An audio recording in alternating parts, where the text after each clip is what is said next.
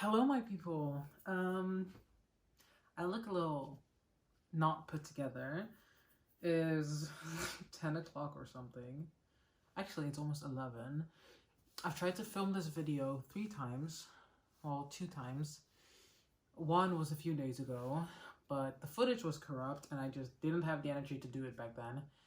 And then the other time I just wasn't recording. So here I am. I'm not like kind of put together at all, but we'll just call it being realistic and authentic or whatever. So here's day 3. Cheers.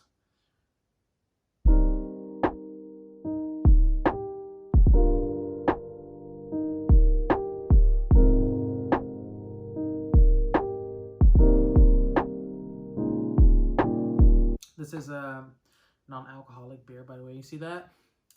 0.0%. So it's okay. Don't worry.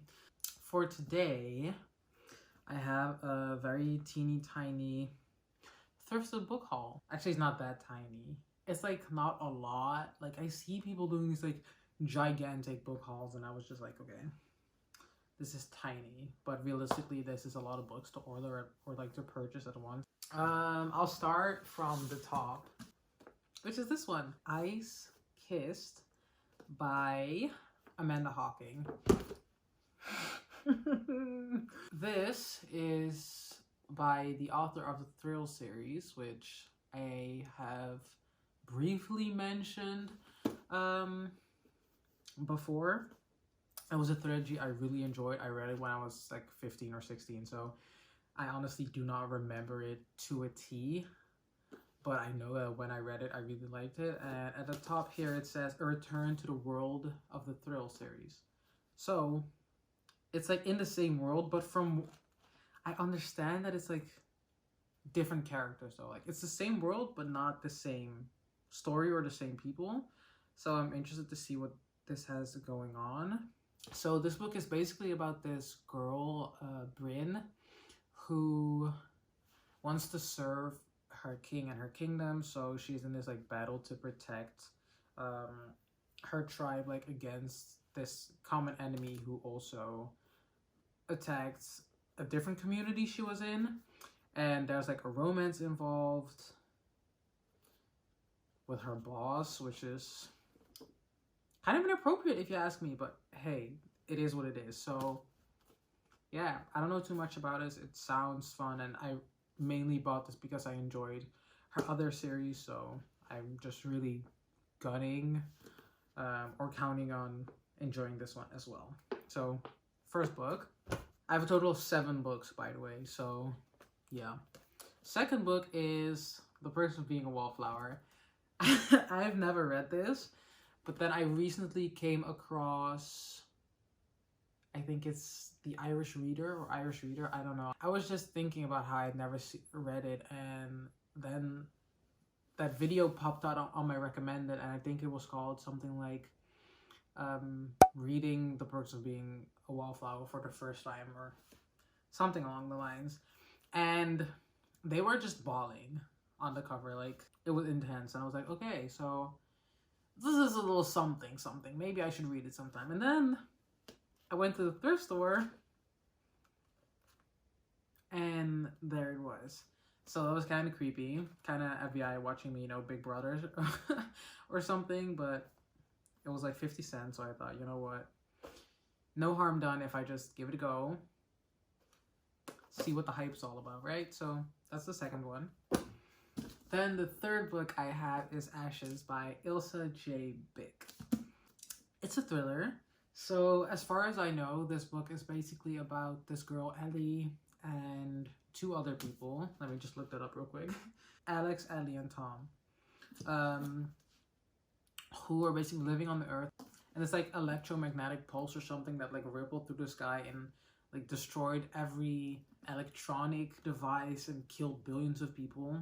And now they are like on a path to try and figure out what happened and like who's responsible, while simultaneously trying to discover like who got like impacted by this in a negative way, which kind of like it sounded to me like they turned into like cyborgs or some shit, but basically people that were caused to be like not human anymore because of this. So it sounds kind of like a horror-y thriller, you know, so I'm interested in this. It sounds intriguing. Didn't know too much about it, but it seemed like it could be a really interesting and fun read, so I picked that up as well. Then next up I have Peter and the Starcatchers by Byeee and Ridley Pearson.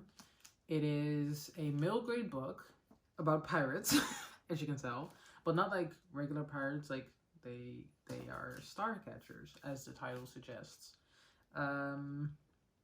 It's like a fast-paced adventure that takes place at sea. It has something to do with Disney, which made me intrigued because Disney just writes very, very good stories. And I like looked at it because it was very pretty. Like the cover just drew me to it. I was just drawn to the cover is what I'm trying to say. And yeah, I don't know. It sounded like it could be very fun.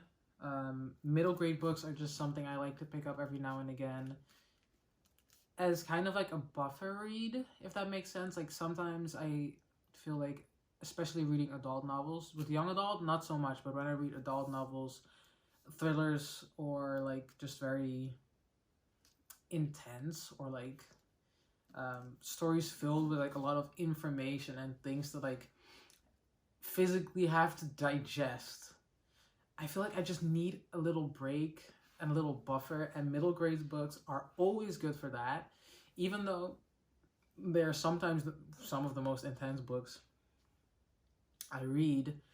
They're also so fun. Like they just bring things very fun, and it's just a story that almost always pulls me in, and I just like really enjoy reading it, and I just finish and I'm like happy. I'm like, this was so good, you know? So I thought I'd pick that up. It's very pretty, if you can tell. Very pretty. And it has deckled edges. I love deckled edges. I know a lot of people hate deckled edges because they feel like it looks unfinished, but I feel like it's so nice. Especially when it's like about pirates, you know? I feel like pirates have this kind of like rugged, I don't know, like it has character. It has character, so pick that one up. Then book number 5, From Darkest Skies by Sam Peters. This book is basically about this guy whose wife died, and he creates like a robot version of her because he misses her so much, and somewhere down the line he realizes that none of this stuff is like real, and he goes on this like path to figure out what actually happened to her and who had done it and why they did it, basically. So it's like a science fiction and thriller together. It's like this book was meant for me. It seems interesting. I'm very excited to pick this up as well. So yeah, this is described as a science fiction thriller wrapped around a love story. I'm not big on romance, but I can appreciate a good romance in a story. I don't necessarily like when a romance is the sole driving factor of a story, because it almost always turns out to be the exact same thing. So let me take a little break.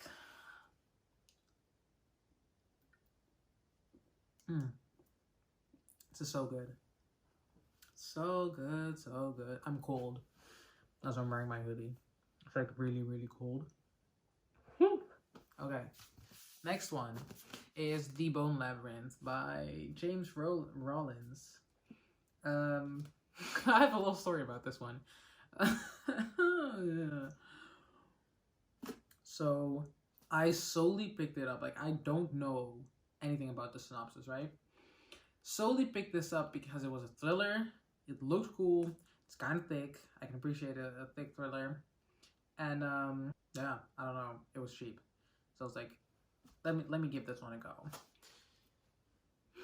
Let me tell you, I looked this up online. I don't know what drove me to look it up anymore, but oh yeah.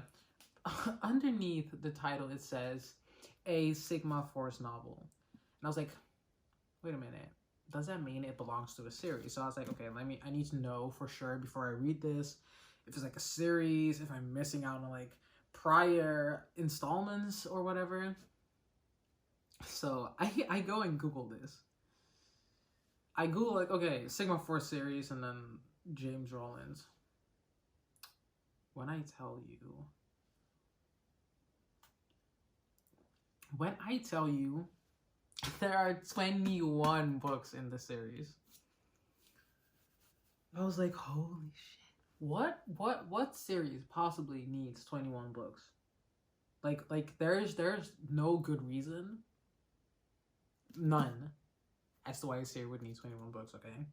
None. But after doing like a mini tiny bit of research for like 3 minutes, I found out that it seems to me, at least, like it's kind of a Marvel Cinematic Universe type of thing where Iron Man and Spider-Man occur in the same universe, but you don't necessarily have to watch both Iron Man and Spider-Man to understand one or the other, you know? So I think I could read this as a like independent book, but the fact that it has 21 installments, 21 in the same series, I feel like that could mean it's not that good of a story, you know what I mean? Like kind of a quantity over quality kind of thing. So I'm scared, but I'll give it a go. I'll give it a go nonetheless, because I read the synopsis when I got home. It did sound kind of interesting. I don't know. We'll see. We'll see. Ugh. Then we're already to the last one. Book number 7 is Heads You Win by Jeffrey Archer. And funny story, after I finished The Queen's Gambit, was a while ago, on Netflix. It's like this series about this girl and her chess career. After I finished that series, I was kind of looking for books that followed a lead character who was into chess. I don't know why, but I was like on a chess high or something. And I came to this book.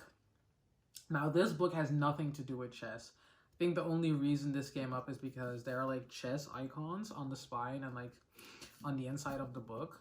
But I did read the synopsis online and I was like debating whether to order it or not, but it was a bit it was a little bit expensive. So I was like, you know what? Let me think about it. Let me read what I got, see if I really want to read it whenever or something.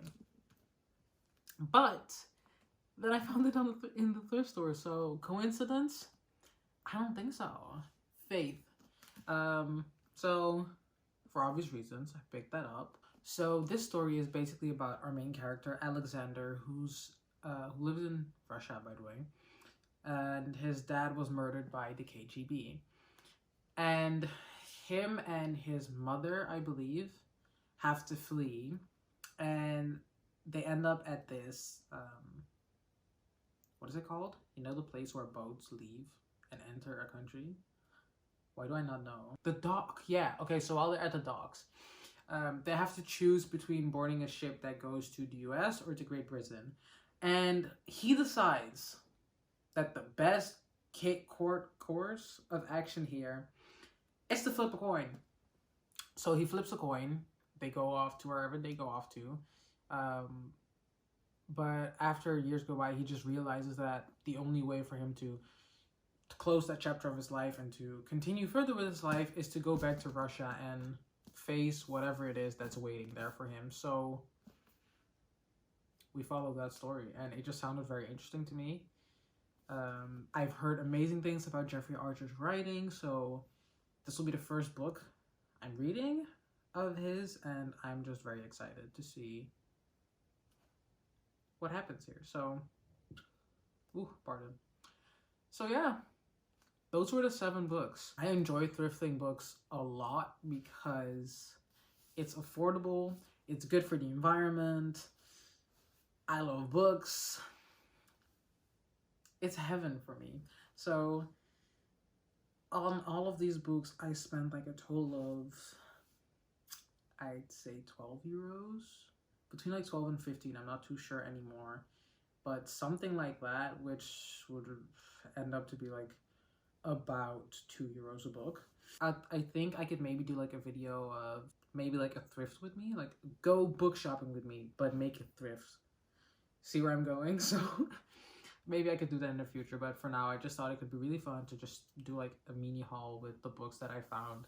But that was all for this video. Let me just finish my drink real quick. So that was like all for this video. I hope you enjoyed this, even though it was probably pretty short. Thank you for watching. I appreciate each and every one of you, and I hope you have a wonderful morning, afternoon, or night, wherever you are. Or just know you are loved and appreciated. And again, thank you for watching. Drop a subscribe button. Drop a subscribe. If you want, please leave a like on the video. If you didn't like it, you can obviously dislike it. That's where the button is for. But if you do, please leave a comment telling me what you didn't like so I can take your criticism into account and maybe improve. I hope you like my content. You maybe want to subscribe. And if so, I'll see you in my next video. Thank you and bye-bye, guys. Bye.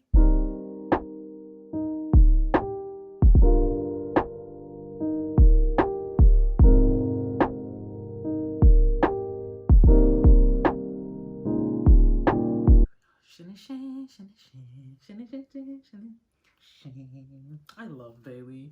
That theme song is stuck in my head forever. Oh my god.